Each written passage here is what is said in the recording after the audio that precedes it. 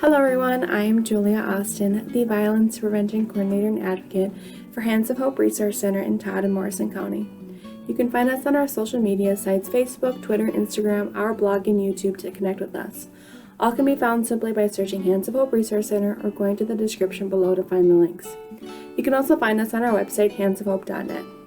We're going to now jump right into our topic for the day, which is taking a closer look at empathy. So let's get started. So what is empathy? Empathy is showing compassion and understanding another person's experience. It is walking in someone else's shoes. The chance of bullying or ignoring another's pain lessens remarkably in highly empathetic people. The ability to show empathy is a life skill. Reading the room is a skill everyone can have and can obtain, and they should build on it and develop it throughout their entire life. It's important to identify the physical and non-physical energy of a room, which helps you build those connections and networking and those friendships.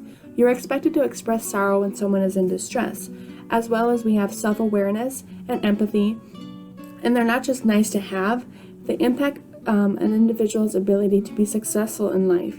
Research has shown that people who cannot imagine another person's inner emotional life cannot manage their own emotions and cannot read the room. They may struggle in the workplace, or they may be less successful than people who have critical social emotional skills.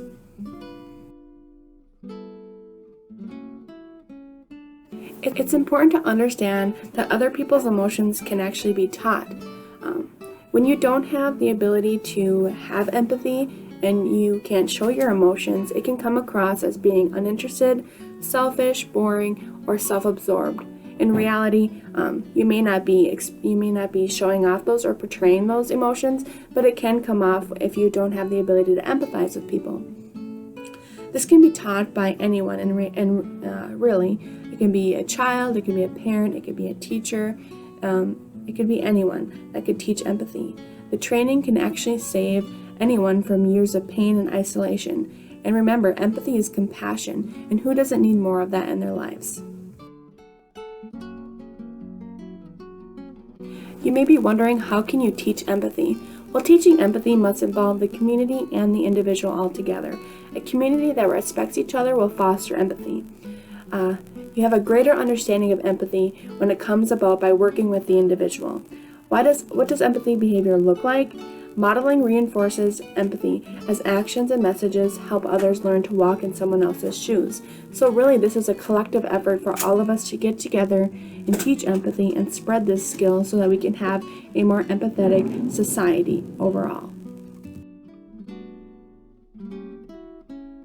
The first situation is the emotional experience of others can be taught through teaching empathy. When you draw attention to the emotional experience of others as the act is occurring, you can quietly observe without staring and later have that conversation about this episode. How could that person have felt? What was that experience like for you to witness? And what could be going on in their lives compared to yours? What did you notice about their reactions in the situation, and how do you think you could have reacted if you were in that person's shoes? This is really taking a lens into someone else's life. You can put yourself in someone's shoes by trying to understand, share those feelings with them, and then come back to yourself later on and reflect on what really was happening, and kind of find out how you can empathize with that person more in the future. The second situation is the lack of empathy in individuals. When an unpleasant behavior or action occurs, collaboratively, you should talk about it. You should figure out what the solution could be if it was a disagreement, or maybe it was kind of a situation where you felt awkward or you were uncomfortable. It's important to have those open conversations to figure out how to understand those feelings that you had. This could be either rudeness or lack of empathy, which could show signals that this person is not interpreting how their behaviors are affecting others or impacting them as well. It's important to ask, how do you think I feel when you correct me? Is that what you intended? It's really getting to the root of the conversation of what the other person is feeling and how you can share it in a better way. The third situation is understanding someone else's point of view.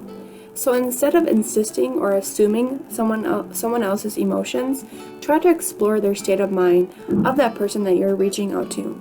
whether it be your grandparent, your parent, your guardian, an advocate, a teacher, or a social worker, or your friend for that matter. Really trying to understand how they're feeling when you are having a conversation with them. Try to really listen to their emotions, their gestures, what's really going on within them.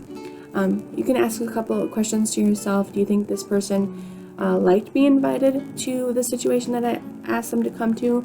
Or you could step into the shoes of others to help them reflect on other people's state of mind. So what do other people feel? What is their reaction to their behaviors?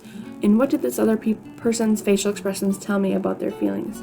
So it's really just trying to understand them from their point of view, instead of having any of those preconceived notions or assumptions or insisting on having your own opinions. It's really trying to get to the root of understanding who they are as an individual, and this could be like reflecting with them and talking to them with meaningful conversations. Empathy is a social emotional learning skill that needs to be taught throughout everyone. It is as important to a person's development as academics. Teachers, parents, youth, guardians, anyone for that matter, can reach out and have many of these resources provided to them either through internet, social media, books, journaling, just reflecting on a meaningful conversation with someone. There's plenty of webinars out there that can help you go through the process of understanding empathy and building on those skills. And all of this is just truly important to reflect on, and it's really relevant even during the COVID and the pandemic that the state of the world is in right now, because empathy really helps us understand someone else's perspective, and it helps us reflect on what is going on with someone else. Even though we may not be able to fully understand it, we have the ability to empathize with someone in a more meaningful way. I want to thank all of you for watching, and don't forget to subscribe and check out all of our social media accounts down below. We'd love to collaborate, connect, and support each other. Have a great day.